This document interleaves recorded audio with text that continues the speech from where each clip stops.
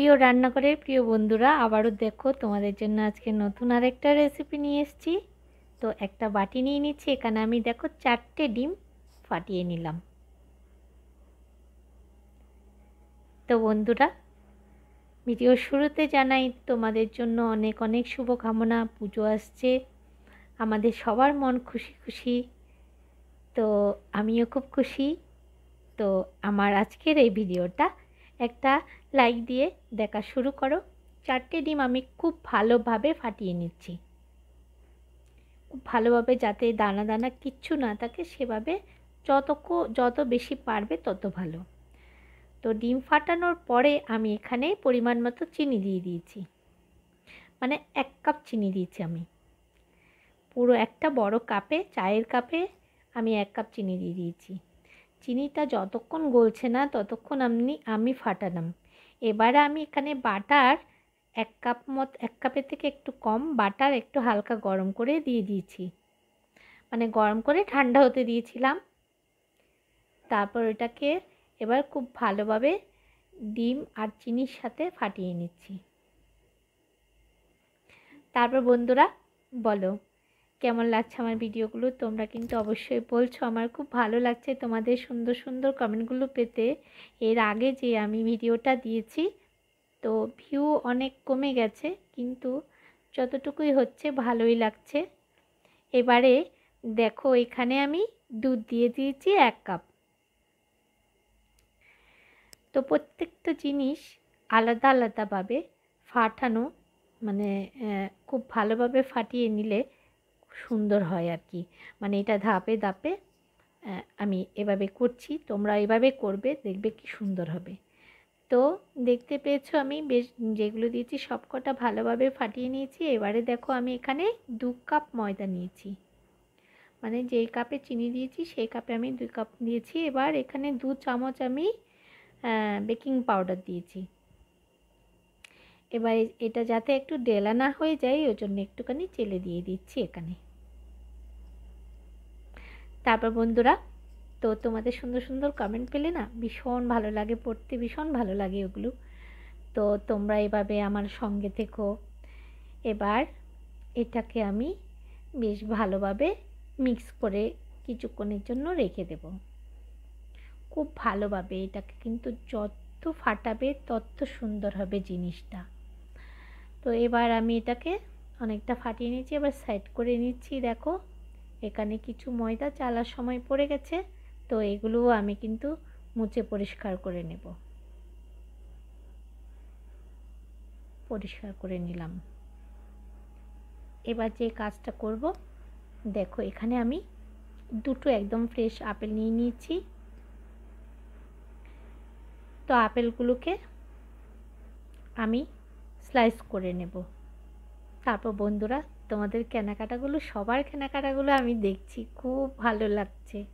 Actually পুজোর সময়, মানে পুজো আসার আগে আমাদের যে আনন্দটা সেটা হচ্ছে প্রথমে আমাদের জামা কাপড় নিয়ে, নিজেদের বলো বাচ্চাদের বলো বড়দের জন্য কেনাকাটি করা।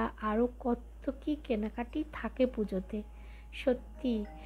মানে এই টাইমটায় ভীষণ গরমও পড়ছে, কিন্তু কেনাকাটি করতেও কোনো খারাপ লাগছে না। এই গরমের মধ্যে আমরা কিন্তু মানে গরমটাকেও কিন্তু বেশ ভালোভাবে জয় করে নিচ্ছি, বেরোচ্ছি, এটা কিনছি সেটা কিনছি। তো এই বলতে বলতে দেখো আমার আপেলগুলো কিন্তু কাটা হয়ে গেল। 2টো আপেল আমি এভাবে স্লাইস করে কেটে নিয়েছি, কেটে একটা বাটিতে তুলে নিয়েছি। এবার দেখো যে ব্যাটারটা আমি মেখে রেখেছিলাম সেটাকে আমি আরও একটু মেখে নিচ্ছি ভালোভাবে, মিনিট 5, মানে যতক্ষণ আমার আপেলটা কাটতে সময় লেগেছে ততক্ষণ আমি একটু রেখে দিয়েছিলাম। তারপর আবার একটু ভালোভাবে ফাটিয়ে নিচ্ছি এটাকে। ব্যাটারটার তরলতাটা মানে কেমন দেখেছো, ঘনত্বটা কেমন করেছি, ঠিক এরকম যেন করো। এবারে আমি এখানে আপেলটা মিক্স করে দিচ্ছি। কিছু আপেল ওপরে দেওয়ার জন্য রেখে দেব, আর কিছু আমি এখানে দিয়ে মিক্স করে নিলাম। তারপর বন্ধুরা, সেদিন অলিদির ঘরে একটা কেক বানানো দেখলাম, মানে লাইভ অলি।